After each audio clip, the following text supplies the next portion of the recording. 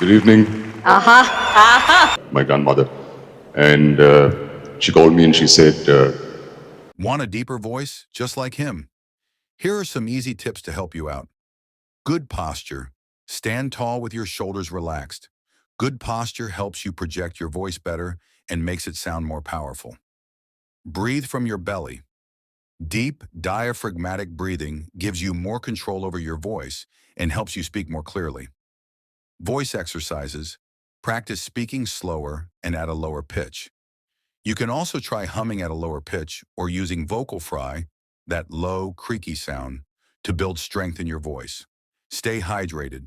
Drink plenty of water throughout the day. Keeping your vocal cords hydrated helps them function properly and avoid strain. Avoid straining. Don't force your voice too low. Speak naturally, and with time and practice, your voice will start to deepen on its own. Be patient. Changing your voice takes time, so don't get discouraged if you don't see results immediately. Consistency is key.